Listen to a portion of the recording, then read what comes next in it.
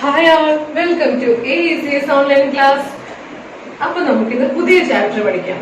Chapter How many squares? Page number 34. First question. Measure the side of the red square on the dotted sheet. Draw here as many rectangles as possible using 12 such squares. കണ്ടില്ലേ, ഈ ബോക്സിനകത്ത് കുറച്ച് dotted lines ഉണ്ട് അല്ലേ. അതില് first കോർണറിൽ ഒരു red കളറില് അതിനകത്ത് റെഡ് കളറിൽ ചെയ്തുകൊണ്ട് ഒരു സ്ക്വയർ ഉണ്ട് അല്ലേ അല്ലേ ഒരു സ്ക്വയർ അല്ലേ ഇത്. ഈ സ്ക്വയറിന്റെ സൈഡ് ഒന്ന് മെഷർ ചെയ്ത് നോക്കിയേ. 1 സെന്റിമീറ്റർ, എല്ലാ സൈഡും 1 സെന്റിമീറ്റർ ആണ്. ഓക്കെ, ഇവിടെ അങ്ങനെ കുറെ ഡോട്ടഡ് ലൈൻസ് ഉണ്ട്. എങ്ങനെയെങ്കിൽ നമ്മുടെ ഫസ്റ്റ് ക്വസ്റ്റ്യൻ ഇതാണ്. Draw here as many rectangles as possible using 12 such squares. ഇതിപ്പോ ഒരു സ്ക്വയർ ഉണ്ട്. ഇങ്ങനെ നമ്മള് 12 സ്ക്വയർസ്, ഒരു റെക്ടാംഗിളിന്റെ അകത്ത് 12 സ്ക്വയർസ് വരുന്ന പോലെ നമുക്ക് കുറെ മാക്സിമം നമ്പർ ഓഫ് റെക്ടാംഗിൾസ് ഇതിനകത്ത് വരയ്ക്കാനാണ്. നോക്കി, ഇതുപോലെ ഇതൊരു 1 സ്ക്വയർ സെക്കൻഡ്, അങ്ങനെ ഇതുപോലെ 12 സ്ക്വയർസ് വരണം ഒരു റെക്ടാംഗിളിന്റെ അകത്ത്. ഓക്കെ, അങ്ങനെ എത്ര റെക്ടാംഗിൾസ് ഇതിനകത്ത് വരയ്ക്കാൻ പറ്റും എന്നാണ് ചോദ്യം. ഞാൻ വരച്ചിട്ട് മിസ് ഇതിനകത്ത് റെക്ടാംഗിൾസ് എനിക്ക് 7 നമ്പർ ഓഫ് റെക്ടാംഗിൾസ് വരയ്ക്കാൻ പറ്റും. ഓരോ റെക്ടാംഗിളിന്റെ അകത്തും ഇതുപോലുള്ള 12 സ്ക്വയർസ് ഉണ്ടാവും. ഞാൻ ഈ പിക്ചർ വരച്ചിട്ട് ഈ പിക്ചർ മിസ് ഗ്രൂപ്പിൽ ഇട്ട് തരാം കേട്ടോ. പിക്ചർ ഇട്ട് തരാം. അത് വെച്ചിട്ട് വേണം ആ പിക്ചർ വെച്ച് നിങ്ങൾ ടെക്സ്റ്റ് ബുക്കിൽ വരയ്ക്കണം. എന്നിട്ട് ഓരോ റെക്ടാംഗിൾസിനും ഞാൻ നമ്പർ ചെയ്തേക്കുന്ന പോലെ തന്നെ എല്ലാവരും അവരവരുടെ ടെക്സ്റ്റ് ബുക്കിൽ നമ്പർ ചെയ്യണം. Rectangles R1, R2, R3, R4, R5, R6, R7 അങ്ങനെ 7 റെക്ടാംഗിൾസിന് 7 പേര്, R7 വരെ പേര് കൊടുത്തിട്ടുണ്ട്, നമ്പേഴ്സ് കൊടുത്തിട്ടുണ്ട്. ഓക്കെ, അത് വെച്ചിട്ട് എല്ലാവരും ടെക്സ്റ്റ് ബുക്കിൽ വരച്ചിട്ട് വേണം ഈ താഴെ കാണുന്ന ക്വസ്റ്റ്യൻസ് എന്റെ വീഡിയോ ബാക്കിയുള്ളത് എല്ലാവരും കേൾക്കാൻ. ഓക്കെ, എന്നാലും ഞാൻ ഈ റെക്ടാംഗിൾസ് എല്ലാവരും അവനവന്റെ ടെക്സ്റ്റ് ബുക്കിൽ വരച്ചിട്ട് ഞാൻ ഈ താഴെ എക്സ്പ്ലെയിൻ ചെയ്യുന്ന ക്വസ്റ്റ്യന്റെ ആൻസേഴ്സ് ഈ ടെക്സ്റ്റ് ബുക്ക് വെച്ചിട്ട് വേണം നിങ്ങൾ അവരവരുടെ ടെക്സ്റ്റ് ബുക്ക് നോക്കി വരച്ച് വെച്ച മാർക്ക് ചെയ്തിട്ടുള്ള അവരവരുടെ ടെക്സ്റ്റ് ബുക്ക് നോക്കി വേണം ഈ ബാക്കിയുള്ള വീഡിയോസ് കണ്ട് ഞാൻ ഈ എക്സ്പ്ലെയിൻ ചെയ്യുന്ന ആൻസേഴ്സ് കണ്ട് എല്ലാവരും പഠിക്കാൻ കേട്ടോ. ഓക്കെ, അങ്ങനെ നമ്മൾ വരച്ചു അല്ലെ. 12 സ്ക്വയർസ് വരുന്ന എത്ര റെക്ടാംഗിൾസ് വരയ്ക്കാം? 7 നമ്പർ. ഓക്കെ, ഇനി how many rectangles could you make? നമുക്ക് എത്ര റെക്ടാംഗിൾസ് ഇതില് ഉണ്ടാക്കാൻ സാധിക്കുന്നതാണ്. ഞാൻ 7 റെക്ടാംഗിൾസ് മിസ് ഇതിൽ നിന്ന് വരച്ചെടുത്തു. അതില് 4 റെക്ടാംഗിൾസ്, അതിൽ 4 റെക്ടാംഗിൾസ് ഓഫ് സൈസ് 4 റെക്ടാംഗിൾസിന് ഒരു സൈസ് ആണ്, സൈസ് 3/4. അത് സൈസ് എന്താണ്? 3/4. 3 ലെങ്ത്, 4 എന്താണ് ബ്രെഡ്ത്ത്. ഈ സൈസ് വരുന്ന 4 റെക്ടാംഗിൾസ് ഞാൻ വരച്ചു. അതിന്റെ പേര് എന്തൊക്കെയാണ്? R1, R2, R3, R4. ഈ 4 റെക്ടാംഗിൾസിന്റെ സൈസ് 3/4 ആണ്. ഓക്കെ, അതിന്റെ പേര് R1, R2, R3, R4. ഇനി നമ്പർ 1. ഇനി 2 rectangles of size 1/12. 2 rectangle size എത്രയാണ്? 1 ലെങ്ത്, 12 ബ്രെഡ്ത്ത് വരുന്ന 2 റെക്ടാംഗിൾസ്. ആ റെക്ടാംഗിൾസിന്റെ പേര് R5, R6. ഇനി 1 rectangle of size 2/6.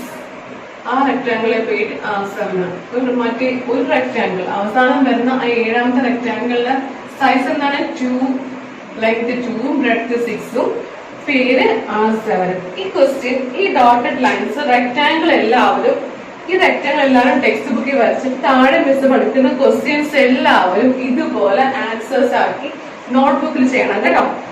Okay, questions എഴുതി നോട്ട്ബുക്കിൽ ചെയ്യണം. പക്ഷെ ഈ ബോക്സ് ടെക്സ്റ്റ് ബുക്കിൽ തന്നെ വരച്ചാൽ മതി. ഓക്കെ, ഇനി each rectangle is made out of 12 equal squares. ഞാൻ പറഞ്ഞു 12, ഈ ഓരോ റെക്ടാംഗിളിനകത്തും ഇതുപോലെ ഈ റെഡ് പോലുള്ള 12 സ്ക്വയർസ് ഉണ്ടാവും.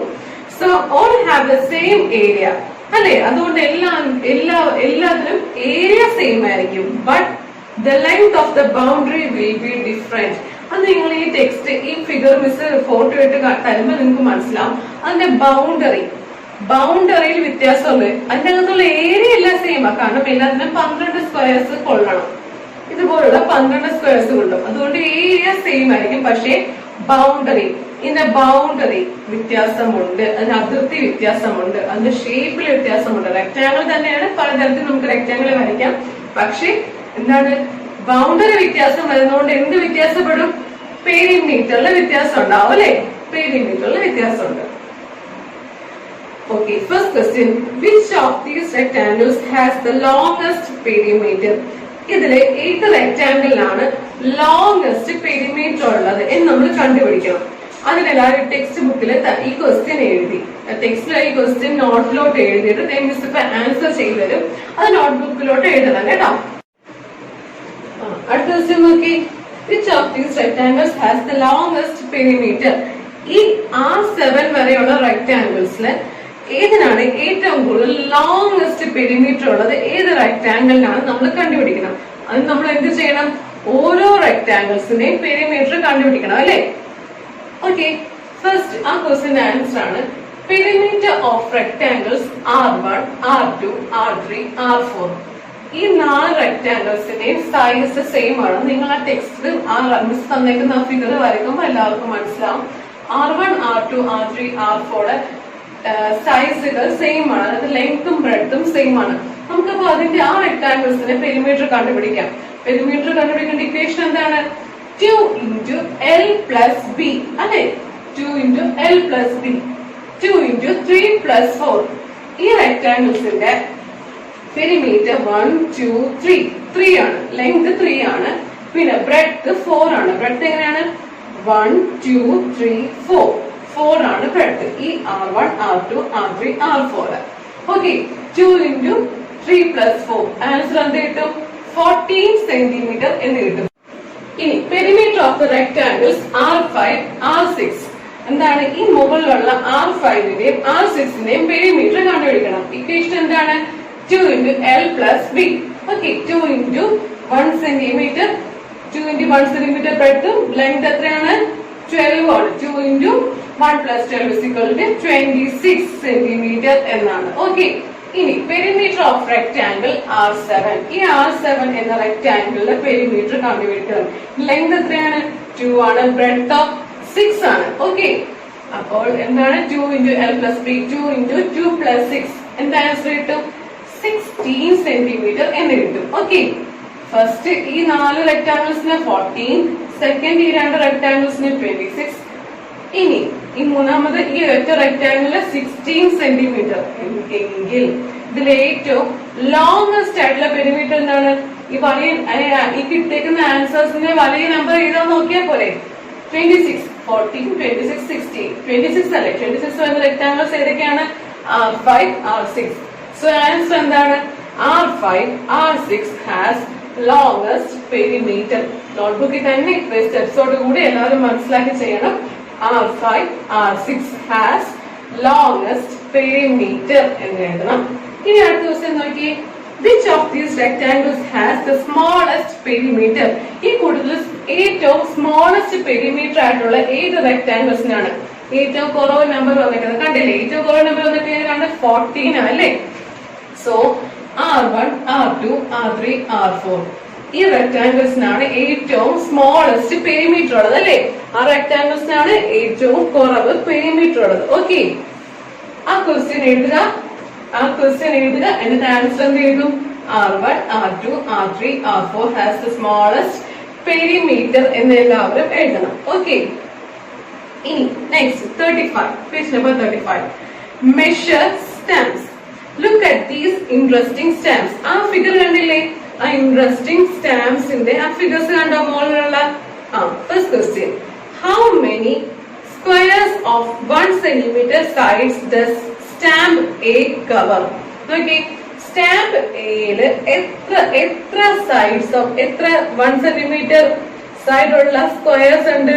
ഓക്കെ, 1 2 3 4 5 6 6 plus 6 12 12 plus 6 18 മൊത്തം 18 സ്ക്വയർസ് ഉണ്ട് അല്ലേ? ആ 18 സ്ക്വയർസിന്റെ ഓരോ സൈഡും 1 സെന്റിമീറ്റർ ആണ് അല്ലേ? അപ്പോൾ എന്താണ്, എത്ര നമ്പർ ഓഫ് സ്ക്വയർസ് ഉണ്ട്, എത്ര സ്ക്വയർസ് ഉണ്ട് കൗണ്ട് ചെയ്ത് നോക്കിയേ. 1 2 3 4 5 6 7 8 9 10 11 12 13 14 15 16 17 18 സ്ക്വയർസ് ഉണ്ട് ഈ സ്റ്റാമ്പ് എയുടെ അകത്ത് അല്ലേ? സോ എല്ലാവരും 18 എന്ന് എഴുതണം. ഓക്കെ, ഇനി ആൻഡ് സ്റ്റാമ്പ് ബിയിൽ എത്ര സ്ക്വയർസ് ഉണ്ട്? 1 2 3 4 5 6 7 8 എല്ലാവരും 8 എന്ന് എഴുതിക്കുക. ടെക്സ്റ്റ് തന്നെ എഴുതിയാൽ മതി. ഇനി B, which stamp has the biggest area? ഇതിൽ ഏറ്റവും കൂടുതൽ ബിഗ്ഗസ്റ്റ് ഏരിയ ഉള്ള സ്റ്റാമ്പ് ഏതായിരിക്കും? കൂടുതൽ സ്ക്വയർസ് കൊള്ളുന്നതായിരിക്കും ഏറ്റവും ബിഗ്ഗസ്റ്റ് ഏരിയ വരുന്നത് അല്ലെ? ഈ കൂടുതൽ എല്ലാ ഈ A B C D E F ഈ കൂടുതൽ ഏറ്റവും കൂടുതൽ സ്ക്വയർസ് കൊള്ളുന്നത് എയിലാണ്. സോ ബിഗ്ഗസ്റ്റ് ഏരിയ വരുന്ന സ്റ്റാമ്പ് ഏതായിരിക്കും? എ ആയിരിക്കും. ഓക്കെ, എല്ലാവരും എ എന്ന് എഴുതിക്കേ. ഇനി അടുത്ത ക്വസ്റ്റ്യൻ നോക്കിയേ. How many squares of side 1 centimetre does this stamp cover? അങ്ങനെയെങ്കിൽ ഈ എ എന്ന് പറയുന്ന ഈ സ്റ്റാമ്പ് എത്ര, അതായത് നമുക്കറിയാം ഒരു സ്ക്വയറിന്റെ ഏരിയ എത്രയാണ്? ഈ സൈഡ് 1 സെന്റിമീറ്റർ അല്ലെ? സോ ഓരോ സ്ക്വയർസിന്റെയും ഏരിയ എന്തായിരിക്കും?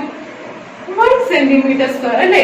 1 into 1 length into breadth 1 into 1 centimetre square ആയിരിക്കും ഓരോ ഇതിനകത്ത് ഈ ഏഴകത്തുള്ള ഓരോ സ്ക്വയർസിന്റെയും ഏരിയ അല്ലെ? മൊത്തം അങ്ങനെ 18 സ്ക്വയർസ് ഉണ്ട്. So total how many squares of 1 centimetre does this stamp cover? എന്താണ്? 18. മൊത്തം 18 സ്ക്വയർസ്. സോ 18 സ്ക്വയർസ് എന്ന് എല്ലാവരും എഴുതിക്കേ. 18 സ്ക്വയർസ്. ഇനി how much is the area of the biggest stamp?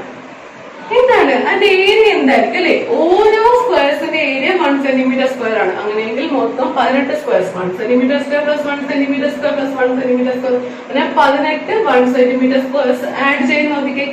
എന്തായിരിക്കും ആൻസർ? 18 സ്ക്വയർ സെന്റിമീറ്റർ അല്ലെങ്കിൽ 18 സെന്റിമീറ്റർ സ്ക്വയർ. ഇങ്ങനെ എഴുതാം, ഇങ്ങനെ എഴുതാം, രണ്ടും ഈക്വൽ തന്നെ. 18 സ്ക്വയർ സെന്റിമീറ്റർ എന്ന് എഴുതാം, അല്ലെങ്കിൽ 18 സെന്റിമീറ്റർ സ്ക്വയർ എന്ന് എഴുതാം. ഇത് രണ്ടും ഒന്ന് തന്നെ കേട്ടോ. എല്ലാവരും എന്താ ഇവിടെ എഴുതേണ്ടത്? 18 എന്ന് ഫിൽ ചെയ്ത് കൊടുക്കുക. How much is the area of the biggest stamp is equal to dash square centimetre എന്ന് കണ്ടു. 18 സ്ക്വയർ സെന്റിമീറ്റർ 18 എല്ലാവരും എഴുതിക്കേ. 18. ഇനി C question, which two stamps have the same area? Same area വരുന്ന രണ്ട് സ്റ്റാമ്പ്സ് ഏതൊക്കെയാണെന്ന് കണ്ടുപിടിക്കാം. സെയിം ഏരിയ വരുന്ന രണ്ട് സ്റ്റാമ്പ്സ് ഏതൊക്കെയാണെന്ന് കണ്ടുപിടിക്കാൻ ഈ ഓരോ സ്റ്റാമ്പിന്റെ അകത്തും ഏതൊക്കെ സ്റ്റാമ്പിന്റെ അകത്താണ് ഈക്വൽ നമ്പർ ഓഫ് സ്ക്വയർസ് വരുന്നത് നോക്കണം. നോക്കി നമുക്ക് ഡിയുടെയും എഫിന്റെയും അകത്തുള്ള സ്ക്വയർസ് എത്ര എണ്ണം വരുന്നത് നോക്കാം. ഡിയുടെ അകത്ത് നോക്കിയേ 1 2 3 4 5 6 7 8 9 10 11 12. ഡിയുടെ അകത്ത് മൊത്തം 12 സ്ക്വയർസ് വരുന്നുണ്ട്. എഫിനകത്തോ 1 2 3 4 5 6 7 8 9 10 11 12. സെയിം 12 സ്ക്വയർസ് എഫിന്റെ അകത്ത് വരുന്നുണ്ടല്ലേ? So D and F are the two stamps having the same area. Same area വരുന്ന രണ്ട് സ്റ്റാമ്പ്സ് ഏതൊക്കെയാണ്? D and F. എല്ലാവരും എഴുതിക്കേ D and F. ഇനി how much is the area of each of these stamps is equal dash per centimeter.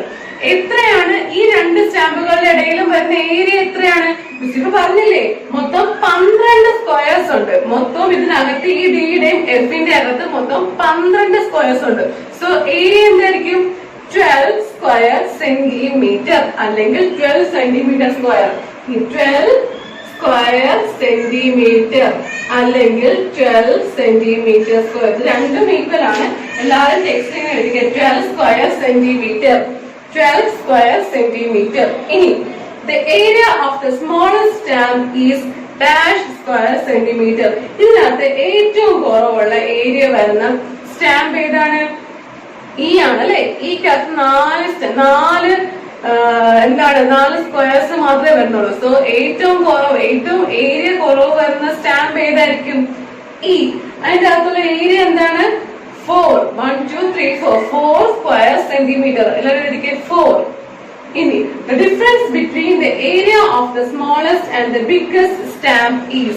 Difference എന്താണ്? വലിയ stamp, ഏറ്റവും വലിയ area വരുന്ന സ്റ്റാമ്പ് ഏതാണ്? 18. ഏറ്റവും ചെറിയ ഏരിയ വരുന്ന സ്റ്റാമ്പിന്റെ ഏരിയ എത്രയാണ്? 4. 18 - 4 = 14. എല്ലാവരും എഴുതിക്കേ 14 സ്ക്വയർ സെന്റിമീറ്റർ. സ്ക്വയർ സെന്റിമീറ്റർ ടെക്സ്റ്റിനകത്തുണ്ട്. എല്ലാവരും ഈ ഡാഷിന്റെ അവിടെ 14 എന്ന് എഴുതിയാൽ മതി. ഇനി നിങ്ങളോട് ചോദ്യമാണ്, collect some old stamps, place them on a square grid and find their area and perimeter. ഇതുപോലൊരു സ്ക്വയർ ഗ്രിഡ് നിങ്ങൾ വരയ്ക്കുക. എന്നിട്ട് കുറെ നിങ്ങളുടെ കയ്യിലും കളക്ട് ചെയ്യാൻ പറ്റുന്നതുമായിട്ടുള്ള കുറെ സ്റ്റാമ്പ്സ് വെച്ചിട്ട് ഇതുപോലെ ഏരിയയും പെരിമീറ്ററും കണ്ടുപിടിക്കാൻ ശ്രമിക്കുക എന്നാണ് നിങ്ങളുടെ ചോദ്യം. ഓക്കെ, ഇനി guess which has the bigger area, one of your footprints or the page of this book. എന്താണ്? നിങ്ങള് ഏറ്റവും കൂടുതൽ വലിയ ഏരിയ വരുന്ന എന്തിനായിരിക്കും? നിങ്ങളുടെ ഒരു കാൽപാദത്തിനാണോ അതോ ഇത് ഈ ബുക്കിനകത്തുള്ള ഒരു പേജിനാണോ? നിങ്ങളുടെ കുഞ്ഞു കാലായിരിക്കത്തില്ലേ? നിങ്ങൾ കുഞ്ഞു മക്കളല്ലേ? കുഞ്ഞു കാലായിരിക്കത്തില്ലേ? അപ്പോ ഈ നിങ്ങളുടെ ഒരു കാൽപാദം ഈ ബുക്കിന്റെ അത്രയും വലിപ്പമുള്ളതാണോ? അല്ല. അപ്പൊ ഏറ്റവും കൂടുതൽ വലിപ്പം അല്ലെ ബിഗർ ഏരിയ വരുന്ന എന്താണ്? The page of this book. എല്ലാവരും എഴുതിക്കേ page of this book എന്ന് എഴുതിക്കേ page of this book. ഇനി which has the smaller area, 2 5-rupee notes together or a 100-rupee note. ഇതിന് ഏതാണ് സ്മോളർ ഏരിയ വരുന്നത്? എന്താണ്? 2 5 രൂപ കൂടുതൽ കൂട്ടി വെക്കുന്നതിനാണോ അതോ 100 രൂപ 100 രൂപയുടെ ഒറ്റ നോട്ടിനാണോ സ്മോളർ ഏരിയ വരുന്നത്? ഏതാണ്? എല്ലാവരും ചെയ്ത് നോക്കണം കേട്ടോ.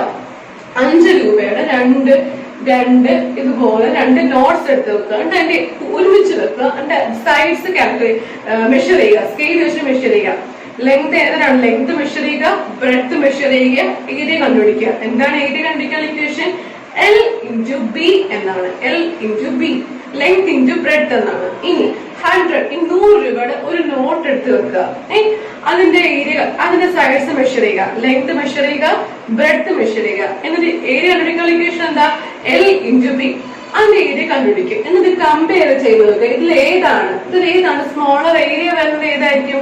തീർച്ചയായും 100-rupee നോട്ടായിരിക്കും. ഇപ്പോഴത്തെ 100 രൂപയൊക്കെ ചെറിയ നോട്ടല്ലേ? അതിന്റെ ഏരിയ ആയിരിക്കും തീരെ കുറവ്. 2 5-rupee നോട്ട്സ് നിരത്തി വെച്ചിട്ട് നമ്മുടെ ഏരിയ കണ്ടുപിടിക്കുമ്പോൾ അതിന്റെ ഏരിയ കുറച്ച് വലുതായിട്ട് കിട്ടും. ഓക്കെ, അപ്പൊ ആൻസർ എന്താണ്? സ്മോളർ ഏരിയ വരുന്നത് ഏതാണ്? സ്മോളർ ഏരിയ വരുന്നത് 100-rupee നോട്ടാണ്. ഇനി C, look at a 10-rupee note. Is its area more than 100 square centimeter? ഒരു 10 രൂപയുടെ നോട്ട് എടുത്ത് നോക്കി, അതിന്റെ ഏരിയ 100 സ്ക്വയർ സെന്റിമീറ്ററിനെ കാട്ടിയും വലുതാണോ? 100 സ്ക്വയർ സെന്റിമീറ്റർ വരണമെങ്കിൽ ഇപ്പൊ നമുക്കറിയാം, നമ്മുടെ ഒരു 10 രൂപയുടെ ലെങ്തും ബ്രെഡ്ത്തും നമുക്കറിയാം. നമ്മൾ മെഷർ ചെയ്യുക.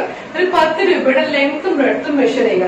എന്നിട്ട് ക്വസ്റ്റ്യനിൽ പറഞ്ഞേക്കുന്ന 100 സ്ക്വയർ സെന്റിമീറ്ററിനെ കാട്ടി കൂടുതലാണോ അതിന്റെ ഏരിയ എന്ന് കണ്ടുപിടിക്കുക. ലെങ്തും ബ്രെഡ്ത്തും മെഷർ ചെയ്തിട്ട് ഏരിയ കണ്ടുപിടിക്കണം. 10 രൂപയുടെ ലെങ്തും ബ്രെഡ്ത്തും മെഷർ ചെയ്യുക, സ്കെയിൽ വെച്ച് മെഷർ ചെയ്യുക, അതിന്റെ ഏരിയ കണ്ടുപിടിക്കുക. അത് 100 സ്ക്വയർ സെന്റിമീറ്ററിനെ കാട്ടി കൂടുതലാണോ എന്നാണ് ചോദ്യം. ഈ 100 സ്ക്വയർ സെന്റിമീറ്റർ ഏരിയ വരുന്നെങ്കിൽ ഈ റെക്ടാംഗിള് സൈഡ് എന്തായിരിക്കും? 10 ആയിരിക്കും. റെക്ടാംഗിൾ സ്ക്വയറും ആയിക്കോട്ടെ, എന്തായിരിക്കും? 10 × 10 ആയിരിക്കും അല്ലെ? എന്തോ ആയിക്കോട്ടെ, 10 × 10 അല്ലെ 5 × 20 5 × 20 അങ്ങനെ എന്തോ ആയിക്കൊള്ളാം അല്ലെ? അപ്പൊ നമുക്ക് നോക്കാം സൈഡ്സ്. അപ്പൊ നിങ്ങൾ ഏരിയ കണ്ടുപിടിച്ച് നോക്കുക. 10-rupee നോട്ടിന്റെ ഏരിയ കണ്ടുപിടിച്ച് നോക്കുക. സൈഡ്സ് മെഷർ ചെയ്ത് ഏരിയ കണ്ടുപിടിച്ച് നോക്കുക. 100 സ്ക്വയർ സെന്റിമീറ്ററിനെ കാട്ടി കൂടുതലാണോ അത് വരുന്നതെന്ന് നോക്കുക. അല്ല കേട്ടോ, ആൻസർ ഇതാണ്. No, the area of 10-rupee note is not more than 100 square centimeter.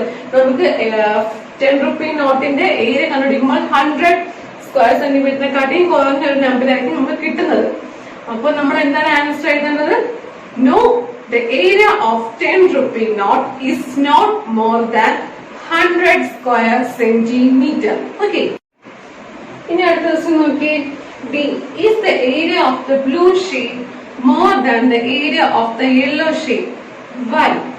ഈ ബ്ലൂ ഷേപ്പിന്റെ ഏരിയ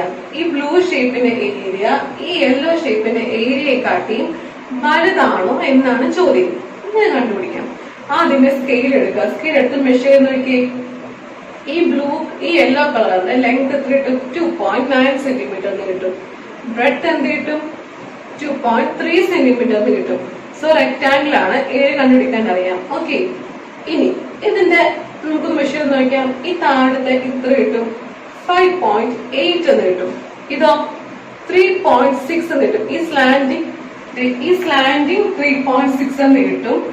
ഈ ഫുൾ ഏരിയ താഴത്തെ ഫുൾ ഏരിയ 5.8 എന്ന് കിട്ടും. ഇനി ഈ ഹൈറ്റ് 2.3 എന്ന് കിട്ടും. ഓക്കെ, ഇനി നിങ്ങൾ ഈ രണ്ട് ഫിഗർ വെച്ച് നോക്കി. ഇതാ യെല്ലോ ഷേപ്പിന്റെ ഫിഗർ ആണ്, ഇതാ ബ്ലൂ ഷേപ്പിന്റെ ഫിഗർ ആണ്. ഇതിന്റെ ഏരിയയിൽ വ്യത്യാസം ഉണ്ടാവോ? എങ്ങനെ മനസ്സിലാക്കാം?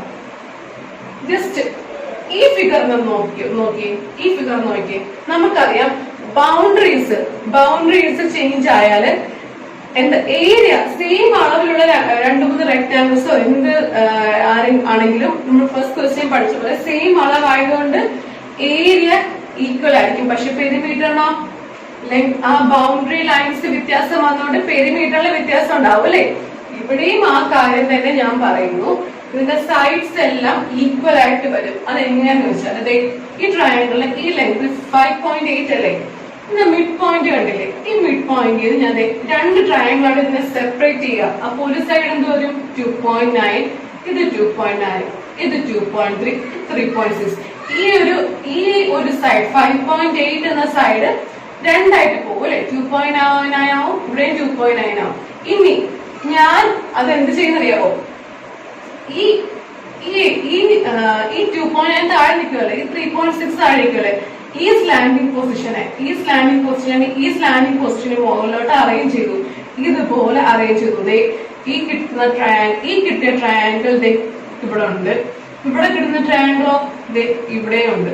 കണ്ടില്ലേ? ഇങ്ങനെ അറേഞ്ച് ചെയ്തു. ഇതെന്താണ്? എക്സാക്ട് ആയിട്ട് ഈ യെല്ലോ ഷേപ്പിന്റെ അതേ അളവിൽ തന്നെ എനിക്ക് ഈ ട്രയാങ്കിൾസിനെ സ്പ്ലിറ്റ് ചെയ്ത് റെക്ടാങ്കിൾ ആക്കാൻ പറ്റി. അതേ അളവുകൾ. സോ ഏരിയയിൽ വ്യത്യാസം ഉണ്ടാവോ? ഇല്ല. സെയിം അളവിലുള്ള രണ്ട് ഫിഗേഴ്സിന്റെ ഏരിയയിൽ വ്യത്യാസം വരത്തില്ല. പക്ഷെ പെരിമീറ്ററിലോ ഷേപ്പിൽ വ്യത്യാസമുണ്ട്. സോ ബൗണ്ടറിയിൽ വ്യത്യാസമുണ്ട്. സോ എന്തായാലും പെരിമീറ്ററിൽ വ്യത്യാസം ഉണ്ടാവും. സോ ഡീത്തെ ക്വസ്റ്റ്യൻ ആൻസർ എന്താണ്? നോ എന്ന് എഴുതുക. ഇനി ഈത്തെ ക്വസ്റ്റ്യന്റെ ആൻസർ ഈ ഡി ആൻഡ് ഇ എല്ലാവരും നോട്ട്ബുക്കിൽ ഈ പടം വരച്ചിട്ട് എഴുതണം. ഓക്കെ, ഇതുപോലെ എക്സാക്ട് ആയിട്ട് 2.9, 2.3 എല്ലാവരും മെഷർ ചെയ്ത് നോക്കുക. ഇത് തന്നെയാണ് കിട്ടുന്നത് നോക്കുക.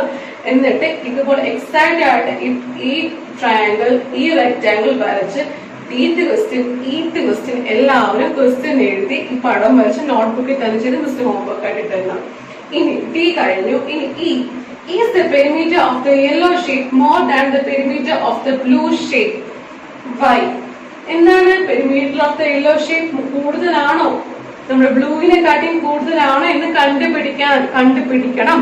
സോ നമ്മൾ പെരിമീറ്റർ കാൽക്കുലേറ്റ് ചെയ്തു. Perimeter of the yellow shape എന്നാ ഈ യെല്ലോ ഷേപ്പിന്റെ ബൗണ്ടറീസ് തമ്മിൽ കാൽക്കുലേറ്റ് ചെയ്യാം.